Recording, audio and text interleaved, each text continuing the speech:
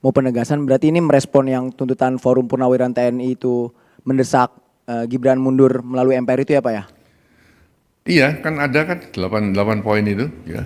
Sekarang sudah beredar di medsos, ya. Sudah ada banyak komentar yang muncul.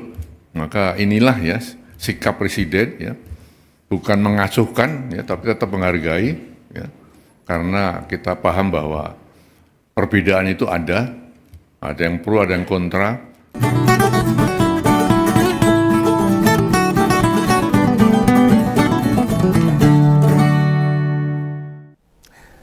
Ini sebuah hal yang penting, yang tidak bisa kita lewatkan. Sebuah aspirasi atau harapan para ex-aparat keamanan, ya para purnawirawan TNI, dan rata-rata berpangkat jenderal. Ya ada harapan, berharap ada pergantian wakil presiden. Wah, horor ini. Para purnawirawan tadi menulis 8 pokok pikiran dalam sebuah pernyataan sikap, di mana salah satunya yang ke-8 itu mengusulkan pergantian wakil presiden. Ini bukan aspirasi biasa loh. Nggak bisa diabaikan begitu saja. Sebab Presiden Prabowo pernah menjadi bagian dari mereka. Tidak itu saja, ada beberapa di antaranya kolega-kolega sewaktu menjalani karier kemiliterannya diabaikan, nanti dikira meremehkan para sahabat. Padahal kita tahu kan bagaimana hubungan antar purnawirawan di TNI itu. Tapi kalau andai dituruti, meski dipikirkan langkah-langkah yang konstitusional agar tidak menimbulkan masalah baru. Kemarin malam itu Pak Prabowo secara khusus memanggil Jenderal Wiranto. Mantan petinggi Hanura ini. Ketua orang yang juga mantan petinggi TNI, berpangkat jenderal juga, purnawirawan. Lalu berdiskusi, mempertimbangkan respon apa yang mesti disampaikan. Hal yang krusial yang menarik perhatian publik tertulis di poin ke-8 yang terakhir dari pernyataan sikap itu. Perkara usulan pergantian wakil presiden. Nah, para purnawirawan itu menyarankan presiden agar mengajukan usulan pada MPR mengganti wapres. Alasan yang disertakan juga jelas loh, bahwa putusan Mahkamah Konstitusi terhadap pasal 169 huruf Q Undang-Undang Pemilu telah melanggar hukum acara Mahkamah Konstitusi, juga Undang-Undang Kekuasaan Kehakiman. Nah, usai bertemu Presiden dan membahas pernyataan para purnawirawan TNI, Jenderal Wiranto menyampaikan hasilnya. Nah, setelah mendengar apa yang disampaikan sama penasihat khusus Presiden bidang politik keamanan, ini Om Begawan menyimpulkan ini. Presiden benar-benar memperhatikan aspirasi para purnawirawan TNI ini. Nah, Presiden nggak bisa membiarkan atau pura-pura tidak tahu, nggak bisa. Soalnya aspirasi ini, sebab yang turut membahas 8 poin tadi, jumlahnya ratusan perwira tinggi dengan bintang 4 di pundak mereka. Nek mau bintang 7, bat puyeng rati gagas. Atau bintang 9 itu. Nah, itu kalau bintang 9 yang punya warga NU. Nek bintang kejora itu judul lagu anak-anak. Balik ke pernyataan tadi. Ada sekitar 103 jenderal, 73 laksamana, dan 65 marsekal, hingga 91 kolonel yang merumuskan. Berarti ada 300-an lebih loh totalnya.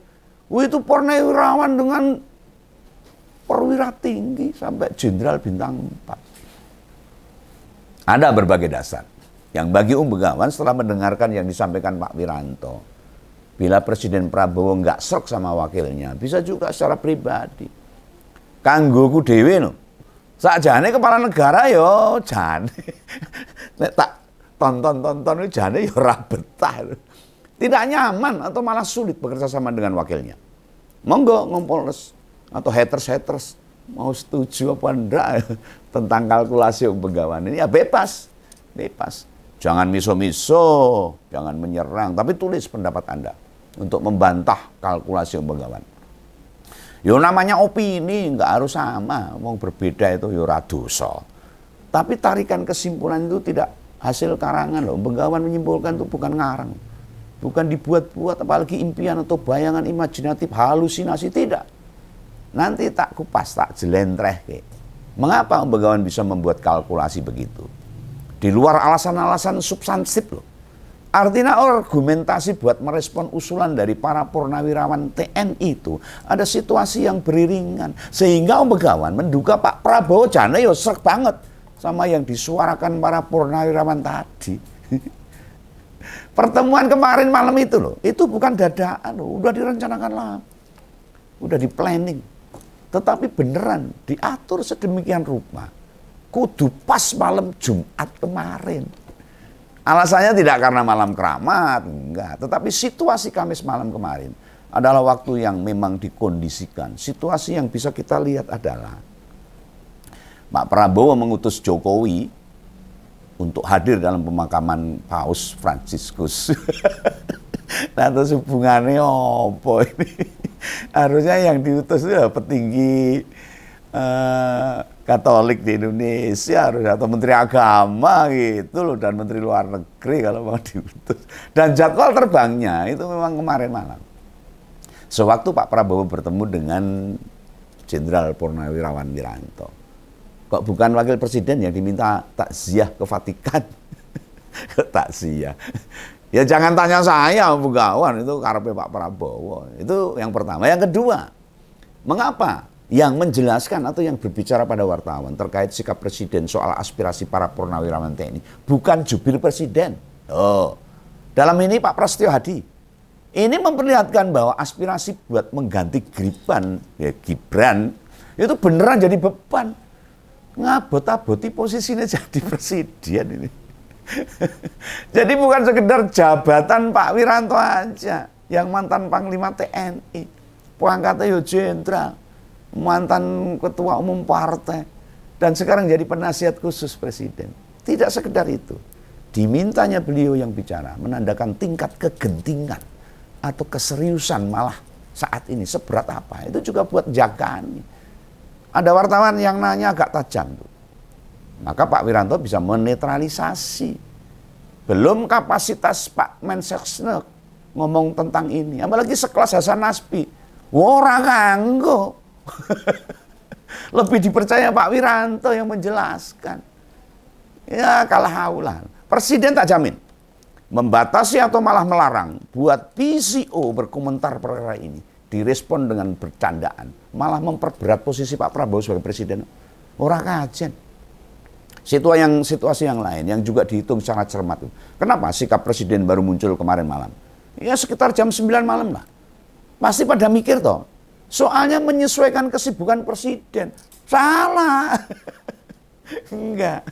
Pak Wiranto bisanya baru Kamis kemarin malam. Mungkin. Oh iya enggak juga. Nah coba ingat-ingat. Para purnawirawan TNI itu menyuarakan hal itu. Wes minggu lalu loh. Udah. Kok mesti nunggu hampir 1 minggu? Ya memang dicari momentum yang tepat. Dan kebetulan ada kondisi di mana Jokowi bisa diterbangkan ke Vatikan. Nek boso politiknya itu disingkir gitu. Dan berada di udara waktu itu masih terbang itu. Nah konferensi pers terus digelar. Bagi yang ngerti benar pengaruh Jokowi pada kekuasaan, nggak bisa sembarangan menyikapi kejadian politik yang masih terkait dengan Jokowi. Pasti usrek dan tidak lancar. Nah prediksi Om Begawan merapatnya Pak Wiranto ke istana itu tidak diketahui sama Kapolri, sama Panglima TNI, apalagi sama Ketua DEN itu, Dewan Ekonomi Nasional Opung Luhut itu. Dan juga Mendagri Jenderal Tito Karnavian, termasuk sama Menko Polhukam Jenderal Budi Gunawan. Lah kok mereka nggak boleh tahu kenapa? Lah nama-nama yang tak sebutkan tadi, menurut analisa Om Begawan itu orang-orangnya Jokowi semua. Nek ngerti lah bocas. Bisa bocas informasinya ke Jokowi dan itu membahayakan Pak Prabowo sebagai presiden. Loh gimana caranya para petinggi tadi? Pada nggak ngerti.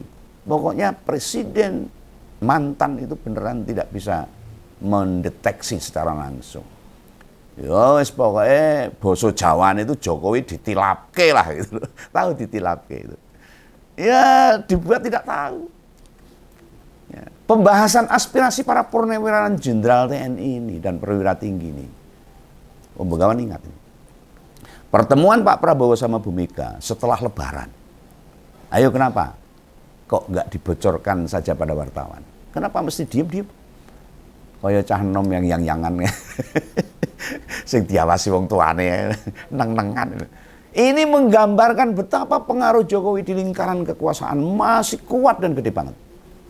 Maka Pak Prabowo lebih baik menghindari hal-hal seperti itu dan delian diam-diam menemui Mbak Mega di Teguh Umar. Lah presiden mesti selintutan, berhati-hati, Mbak serampangan bergerak. Dia TNI loh. Soalnya rentan muncul perlawanan. Ini politik kelas tinggi, Bung. Mesti di depan jurnalis ngakunya bestie, kawan, sahabat. Wah, sebenarnya ya saling memata-matai. Iya loh, di seputar istana itu masih ada telinga-telinga Jokowi, jangan salah. Di kabinet itu malah telinganya banyak. Walaupun Prabowo bekas jenderal, permainan atau strategi politiknya kalah kelas sama pendahulunya. Itu loh yang mendasari. Karena apapun Jokowi itu didikan PDIP loh. Tapi PDIP dikhianati dan ilmunya dipakai Jokowi. Betapa berhati-hatinya kepala negara ini buat menyampaikan sikapnya kemarin malam itu. Nah sekarang kita bergeser pada dalil-dalil, pada argumentasi, pada pesan presiden menyikapi tuntutan para purnawirawan jenderal TNI dan para petinggi TNI ini, purnawirawan. Kita semua wis ngerti toh, purnawirawan TNI kan memang menuliskan 8 poin pernyataan sikap. Tetapi yang paling hit, paling seksi dan sekaligus paling horor buat kita pinisirin itu ya soal permintaan penggantian wapres. Lah wong pas konferensi kemarin itu, konferensi pers itu, yang pertama ditanyakan wartawan, kan ya soal kuwi langsung. Yang 7 poin nggak digagas. Nah dalam penjelasan atau sikap presiden menanggapi aspirasi para purnawirawan jenderal TNI ini, yang perlu di-highlight, yakni tidak adanya penolakan dari presiden. Dan diterima, diantruk-antruk itu, atas suara purnawirawan ini. Ini kan bisa dimaknai. Dalam hatinya Presiden Pak Prabowo itu jane ngomong, aku ya jane wis wegah. Wis anyel. Ya mungkin seperti itu, bisa juga gini. Ya, sebenarnya pengen tak ijolin, tak tukar tambah. Tak tukar setelah pelantikan presiden dan wakil presidennya iso. Tapi wapres kan bukan orang rongsokan. Yang bisa dikilo, bisa diijol-ijol ke sak glemi dhewe. Ini kan ada konstitusi, ada payung hukum dan sebagainya. Harus ada ulasan atau alasan yang kuat untuk supaya usulan para purnawirawan jenderal TNI itu bisa direalisasikan. Nah, sehingga selama Pak Wiranto memaparkan hasil pertemuan sama Pak Prabowo, belas tidak tegas menyebutkan secara konstitusi aspirasi purnawirawan TNI tidak bisa dikabulkan. Raono. Ini secara konstitusi raiso Pak, gak ada. Jadi seolah-olah yes. Tidakkah idealnya menjawab begitu harusnya? Yang diuraikan dari hasil diskusi 2 orang yang sama-sama purnawirawan ini. Loh hasilnya gini, pertama. Yang diucapkan itu. Akan mempelajari usulan-usulan. Karena 8 poin itu masalahnya tidak ringan dan fundamental. Wow, ini berarti kan ditompo. Ini menandakan bila ada peluang atau kemungkinan mengganti wakil presiden. Berarti bisa dijalankan. Itu sih kesimpulannya Om Begawan, analisa Om Begawan. Panjenengan nggak setuju, silakan. Nek setuju ya bolo. Lah kedua, presiden mempunyai kekuasaan tak terbatas. Atau Om Begawan mengartikan Pak Prabowo tidak bisa sembarangan bersikap.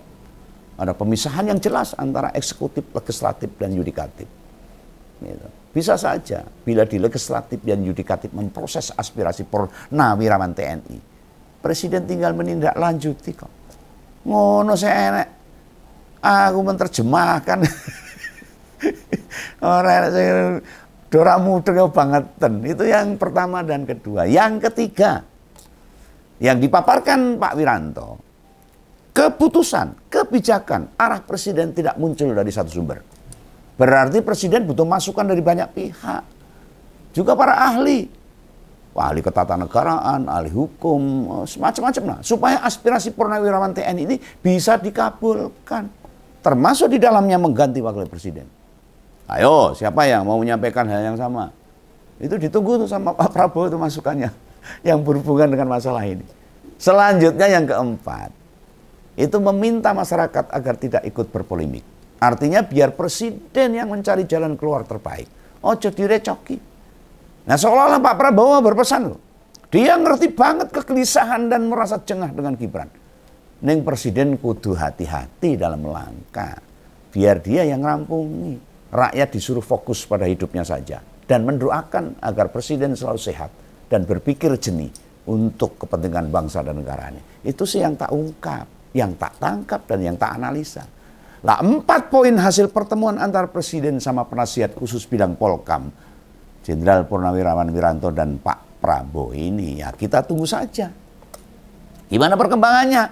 Soalnya Pak Wiranto juga memastikan nanti akan ada penjelasan resmi. Entah penjelasan resmi oleh Pak Prabowo sendiri atau dari pihak lain. Para ahli politik, para ahli hukum tata negara yang mengerti politik internasional. Sabar pokoknya. Aspirasi itu gak berhenti pada kemarin malam loh. Wah enek sambungannya, squelnya ada, tenang aja. Jenderal Wiranto juga memastikan bila aspirasi Forum Purnawirawan tidak diajukan, ditanggapi. Nah justru menghargai. Lah nek ngono maksudnya Pak Prabowo mau menitip pesan ini sebenarnya sama kita dan sama masyarakat. Sik toh sabaro dhisik, ojo kesusu. Mungkin pernyataan seperti itu yang ada dalam hatinya Pak Prabowo. Itu yang saya tangkap loh. Ya kita mesti mau ngerti lah, baru setengah tahun menjabat, mesti belum semua dia kuasai. Lagian mengkoreksasi sebuah negara seperti grup band tidak semudah ya kita ngurus rumah tangga. Oh beda. Wapres yang kita nilai mungkin kapabilitasnya politiknya belum seberapa, juga nggak bisa dianggap remeh. Dia di backup Bapak loh, di backup Jokowi yang pemuja dan penjilatnya masih banyak. Saya ngomong sak karepe dhewe banyak itu. Di lingkaran istana juga banyak. Sepertinya masih banyak orang lama. Ya akhirnya kita tunggu saja. Mau sampai kapan Presiden memikirkan? Apa malah berani bersikap tegas atas suara para purnawirawan Jenderal TNI ini? Prabowo ya faham. Bila tidak bersikap jelas, apalagi ragu-ragu, dukungan pada pemerintah bisa turun. Orang yang menghitung, mengkalkulasi, dibiarkan saja akan merugikan dirinya. Mosok geser cah wingi sore gak kelakon. Individu-individu yang bertanda tangan di surat pernyataan itu bukan sebarang purnawirawan. Oh, ingat loh, Forum Purnawirawan TNI ini bukan purnawirawan satu matra, komplit kaya sego gudeg. Ngerti lah matra ya Pak? Dudu matras loh, ini beda. Matra. Matra itu kesatuan di TNI. Jadi ada yang dari Angkatan Laut, Angkatan Udara, Angkatan Darat. Yang perlu penggawan pertegas, mereka juga bukan purnawirawan ecek-ecek. Tidak sekedar bekas prajurit biasa. Nama yang tercantum atau yang bertanda tangan bukan hanya dikenal masyarakat luas. Namun jabatan di pemerintah juga pernah jadi pucuk-pucuk pimpinan. Ada Marsikal Hanafi Hasnan, bekas Kepala Staf TNI Angkatan Udara tahun 1998 sampai 2002 itu. Ada Laksamana Slamet Subianto, pernah Wakil Gubernur Lemhanas dan Kepala Staf TNI Angkatan Laut tahun 2005 sampai 2007. Terus Jenderal Tiasno Sudarto, wow ini terkenal ini, Kepala Staf TNI Angkatan Darat tahun 1999 sampai tahun 2000. Ada pula Jenderal Fakhrul Razi. Wah ini bestinya Pak Wiranto juga ini. Pernah jadi Wakil Panglima TNI tahun 99 sampai tahun 2000. Dan Pak Fakhrul Razi ini pernah jadi Menteri Agama waktu Jokowi jadi presiden di periode kedua. Masih gak lama itu, hanya sekitar 1 tahun lah. Lawang ya pernah ngebantu Pak Jokowi wae lho, gak terima anaknya bekas bosnya jadi wapres dengan cara-cara yang aut-autan. Satu lagi nama yang paten, yang selalu kita kenang.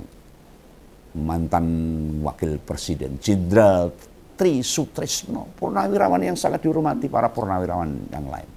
Sebab dia pernah menjabat sebagai Wakil Presiden. Sesepuh serta senior para purnawirawan TNI yang masih sehat dengan usia yang sudah sangat sepuh. Terus salah satu menantunya adalah Jenderal Rias Mijats Riyakudu. Bagi yang lupa, Jenderal Riyas Mizat itu adalah Menteri Pertahanan Jokowi tahun 2014 sampai 2019. Lihatlah, bekas orang lingkaran Jokowi saja, Yudo keberatan kok anaknya jadi wapres. Mosok Pak Prabowo enggak. Nek wis ngene iki, apa iya para pendukung Gibran juga pendukung Jokowi sehameh merem, ya? Nek tetep ra gelem melek, wis emang mereka ya nyat pengen Indonesia itu pengen hancur, pengen belangsak, pengen rusak, ora pengen maju. Hah? Ayo kita berpikir waras sebagai bangsa untuk menjaga negara kesatuan Republik Indonesia ini. Jangan salah paham. Ini masukan dari Om Begawan. Salam Begawan, salam ngompol, jangan lupa subscribe. Dadah.